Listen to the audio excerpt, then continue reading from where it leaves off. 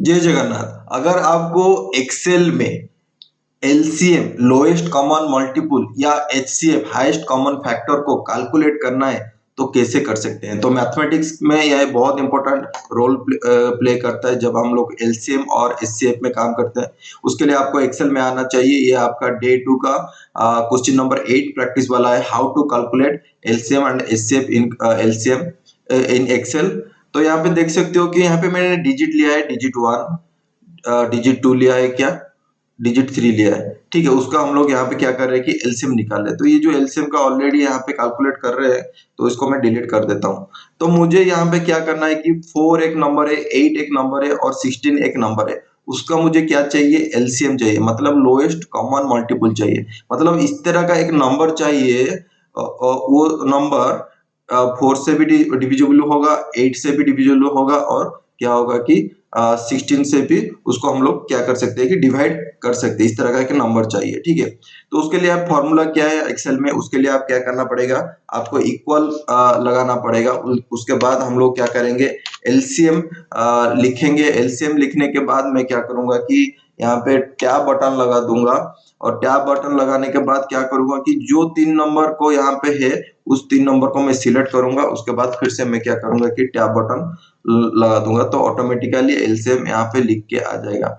फिर से भी आप क्या कर सकते हो कि ये जो प्रोसेस है ये फॉर्मूला फिक्स है, तो इसको मैं क्या कर सकता हूँ कि इसको जाके ड्रैग करूंगा तो ऑटोमेटिकली फिलअप हो जाएगा। देखो यहाँ पे कुछ नंबर डिजिट नहीं है, इसलिए यहाँ पे ऑटोमेटिकली 0 आ जा रहा है। तो इसको आप क्या कर सकते हो कि डिलीट कर सकते हो। तो एलसीएम निकालने का बहुत सिंपल वाला फॉर्मूला क्या है, इक्वल आप लिखोगे, उसके बाद एलसीएम फॉर्मूला है, एलसीएम लिख दोगे। उसके बाद क्या है, जो रो है, जो जितना रो में आप डिजिट रख रहे हो उस रो को आप सिलेक्ट करोगे और ब्रैकेट यहाँ पे क्लोज कर दोगे।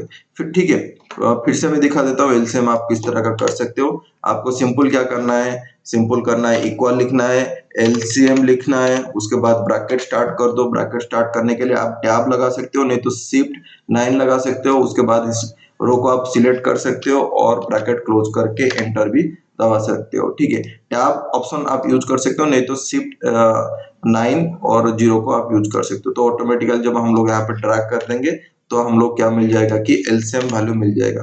तो 3, 21, 15 का अगर एलसीएम देखेंगे तो हमारा 105 रिजल्ट निकल के आ जा रहा है। उसी हिसाब से अगर हम लोग देखेंगे कि एचसीएफ कैसे कैलकुलेशन करेंगे, तो डिजिट यहाँ पे है 4 है, 8 है, 16 है और यहाँ पे देखो एचसीएफ आ रहा है क्या, 4 आ रहा है। तो उसके लिए फॉर्मूला क्या है उसको हम लोग देखेंगे। तो इसको मैं यहाँ पे क्या कर रहा हूँ कि डिलीट कर रहा हूँ।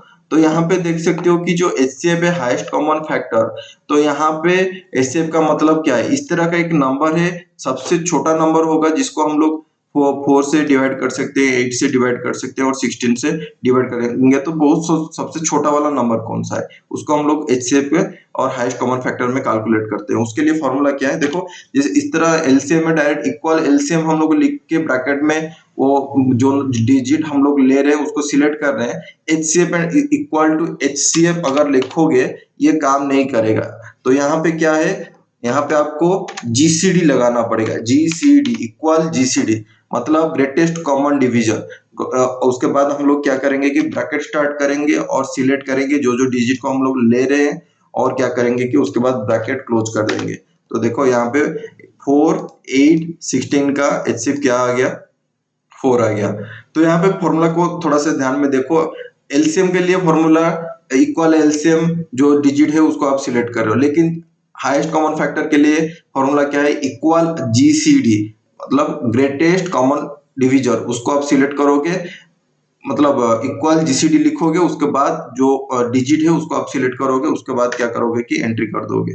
उसी हिसाब से 6, 4, 8 है, तो इसको अगर हम लोग लिखेंगे किस तरह का लिख सकते हैं कि इक्वल लिखेंगे, जीसीडी लिखेंगे। यहाँ पे मैं टैब बटन लगा दिया, उसके बाद इसको सिलेक्ट कर दिया और टैब बटन यहाँ पे एंट्री कर दिया, तो 2 हो गया आपका आंसर। उसी हिसाब से आप क्या कर सकते हो कि यहाँ पे सिलेक्ट करके भी ड्रैग करके उसका रिजल्ट निकाल के आप पा सकते हो। तो उसी हिसाब से आप क्या कर सकते हो कि एचसीएफ कैलकुलेट कर सकते हो। अगर आपके एलसीएम और एचसीएफ कैलकुलेशन किस तरह का करना है इसके बारे में नॉलेज आपको आया है तो भाई वीडियो को लाइक कीजिए, दोस्तों के साथ शेयर कीजिए और चैनल को सब्सक्राइब कीजिए। आज के लिए इतना ही है। जय Jagannath, lords of love from Odisha. See you in the next video, bye.